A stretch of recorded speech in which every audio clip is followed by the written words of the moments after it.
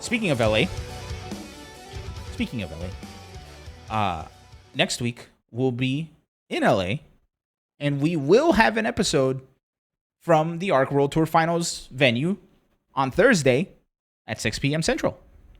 It's going to be great. With more info about that, I'm going to send it to Ilan over on the bottom right. So, Ilan, take it away.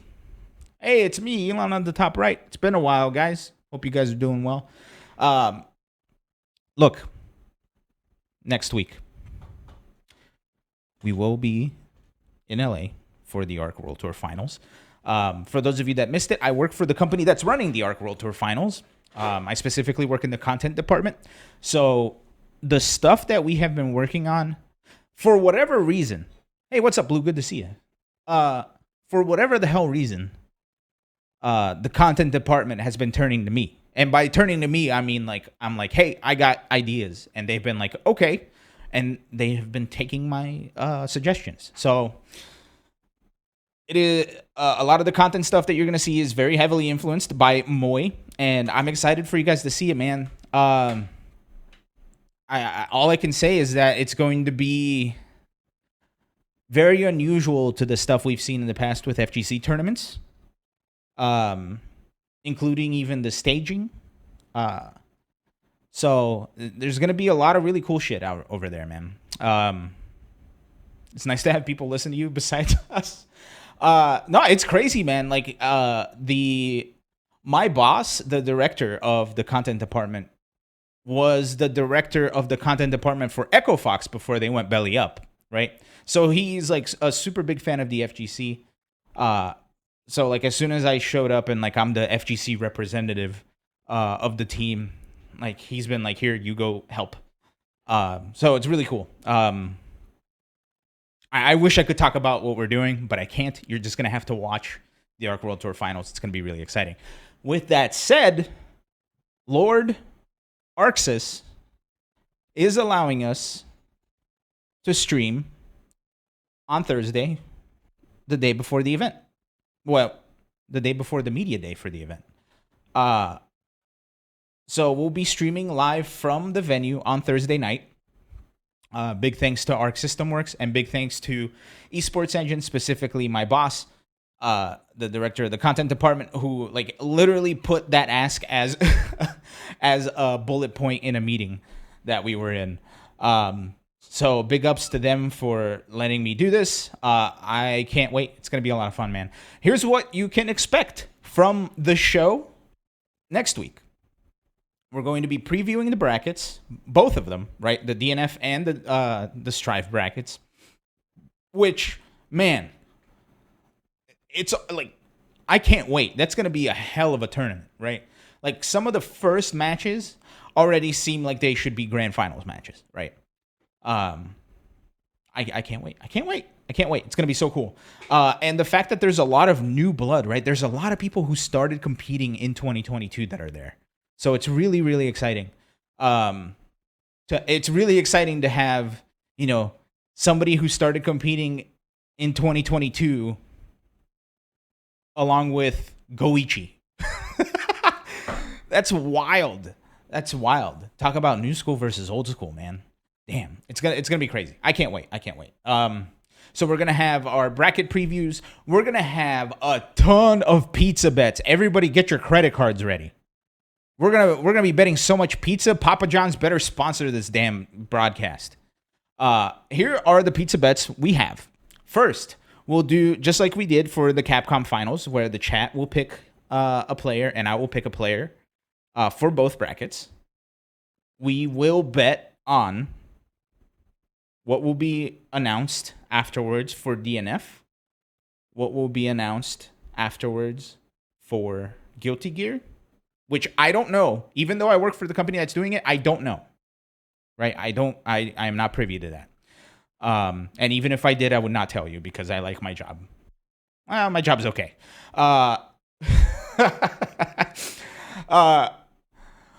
So what did I say? We're going to have 2 pizza bets for bracket predictions. We're going to have 2 pizza bets for announcement predictions.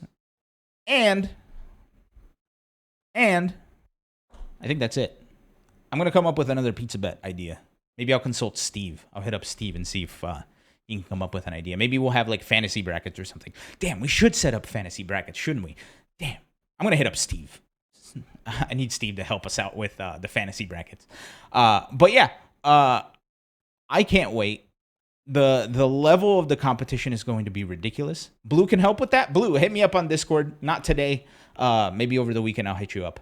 But yeah, it's really cool because I've since Evo was our last on location broadcast. Since Evo, I've downsized my setup even further, so it's a lot easier to set up.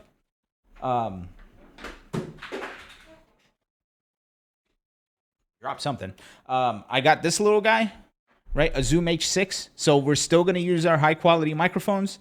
We got the Zoom H6 instead of a heavy mixer, so I can travel a lot easier with it. We're still going to have our camera following us around, although they were concerned with how much of the venue I was going to show, so I'm probably not going to move around that much. However, if they let me do what I want to do, it's going to be a badass background. So stay tuned for that. But yeah, man, it's going to be great. I can't wait. A lot of fun is going to be had both on our show and throughout the weekend because we have the big tournament on Friday, March 11th, which is the day of the birth of me. Thanks, Mom. Yeah, March 11th is the big ARC World Tour Finals, so stick with it. Although I will say this, one big thing that I think the ball was dropped with is that the lineup for commentators feels a little sparse, right? Mostly because there's going to be 2 games covered and there's going to be 6, although there are just 2 top 8s. But I can't help but feel like Yipes got cheated out of it, right? Because Yipes is like gung-ho about DNF. Like Yipes has been putting the DNF community on his back with the can opener series.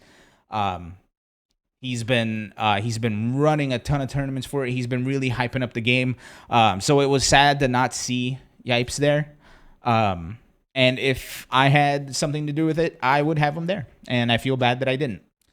And you know, he brought up a very good point that you know, since there are a lot of new production companies coming in and helping take these FGC finals to the next level, a lot of the people who are making those decisions don't know enough about our community, right?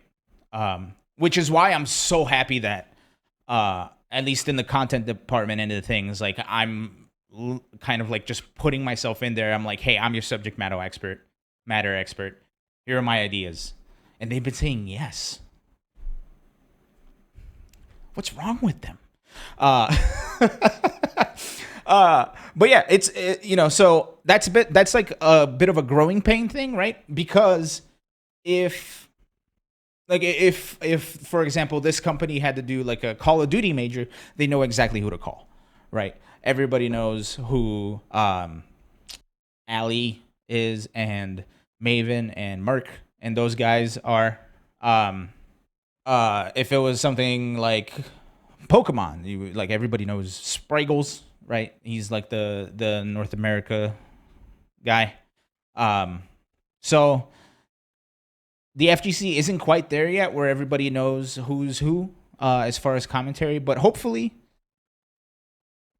that will change very soon, especially since, you know, I don't know if I'm putting too much into this. I don't know if I'm like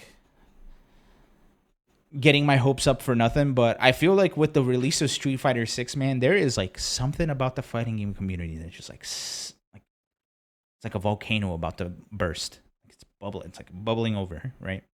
Everybody's waiting for it. With the 2 million Smackaroos announced, like it's getting even stronger. Like it's going. If they're looking for a pizza eating expert, you're the guy. Maybe. Growing pains. That's what I was talking about. Growing pains. I feel terrible for Yipes that he's been left out, especially when he's someone that's so deserving. However, just because Yipes didn't get into this one doesn't mean Yipes has lost out on other things in the future. So, because at the end of the day, the people who know that Yipes does the good shit will keep supporting Yipes doing the good shit. I was about to sign off. However, Blue posed the question in the chat. And it is, what game will change the fighting game community more? Is it Street Fighter 6 or is it Project L? And then Die by Sword added, what about Tekken 8? So that depends on a lot of factors. And that factor being, well, one of the biggest factors is how hard is Project L going to be pushed by the people who have the big pockets over at Riot, right? The other question, Die by Sword, I was about to get to that. The other question is Project L ever going to release? I feel like the fact that we've gotten like the gameplay mechanics and we've seen a working build kind of makes me think that it's on the way, right? They probably had a couple of false starts, right, before they decided that it was going to be a tag game. And now that they finally like landed on what the game's going to be, I think finally we're going to get more information about the games coming down the pipeline. So I genuinely think that that's the case. Like they finally landed on what they wanted. So there's gonna be more coming. I'm trying to think.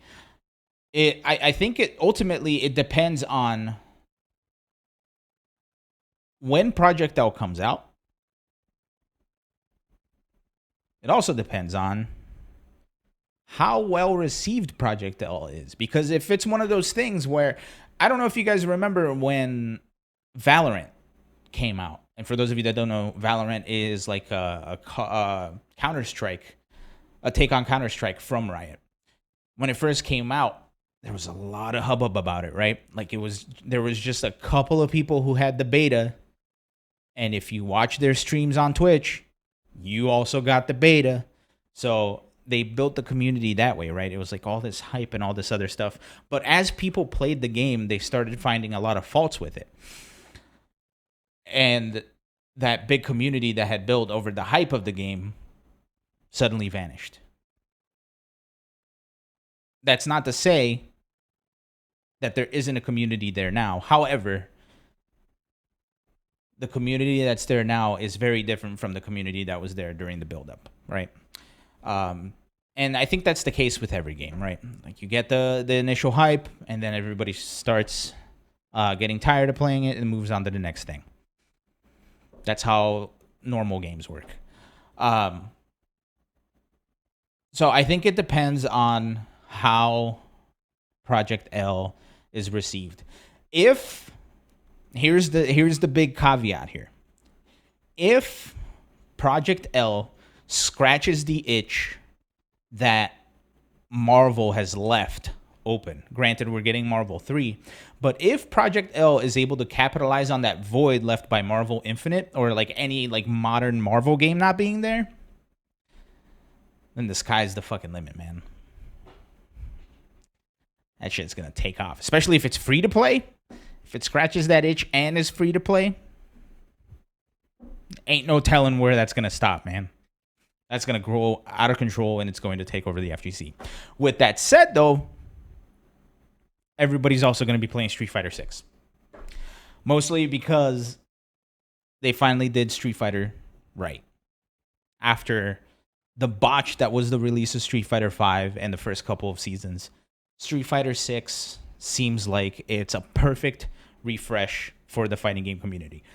However, we've said this before. We've been on the precipice of this cliff, this exact cliff before. This episode is a rerun.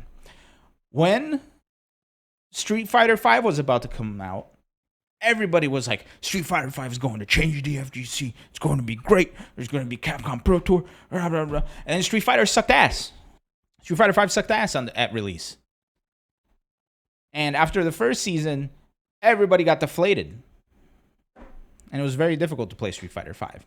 And it wasn't until recently when other games started coming out, like Tekken, like Guilty Gear, King of Fighters. It wasn't until then that everything kind of got moving again, right? Then Street Fighter 5 got good again and things got moving again, right? However, because of that initial botch, man, that deflated a lot of the community, and that was a very tough thing to that was a very tough thing to experience. But Street Fighter 6 feels different, and I feel like we've all said this before. But the fact that the beta for Street Fighter 6 already feels like more of a game than the Street Fighter 5 was at release is good. But yeah, anyway, that was a side tangent. I don't know why I went on that side tangent, but that was fun. Maybe I need to go on more side tangents. Also, Gadlight says in the chat that the mentality during Street Fighter 5 release was different than today.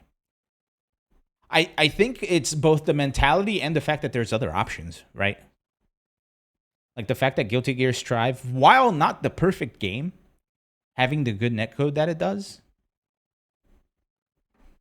King of Fighters, having rollback. DNF. Right? Granted, like everything has its flaws, right? Like King of Fighters doesn't work on PC. They're having a matchmaking issue. Guilty Gear is having that issue on PC with people getting hacked.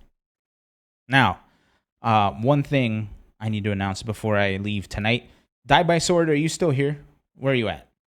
There he is. Die by Sword, send me a message on Discord because you've won a pizza, sir. I saw you comment on the YouTube channel saying hi to Olsen, and you won a pizza because of it. So send me a message on the Discord. Another one, yeah. Did Shiggity Shank complete the thing? Blue, yours is coming on Friday. Yours is coming on Friday. Not this Friday, next Friday, because that's when I get paid. And I will be in LA, but send me a message on Discord and I got you. Die by Sword, you too. Send me a message on Discord. I'll send you a pizza. And if you would like to win a pizza, go to our YouTube channel, write a comment in there. Tell Olsen you said hi. Tell past Ilan you said hi. Right? Who knows? Maybe he's a little lonely. As a matter of fact, I've been looking at past Ilan the entire show because I have another monitor over here, and he's always a step behind, man. Always a step behind. You'll never learn. As a matter of fact, we're living in the memory of our future selves right now, right? Now, why do I say that? Because it takes time for our brain to process things. So by the time we see things happening, it's already in the past. So we're constantly living in the past.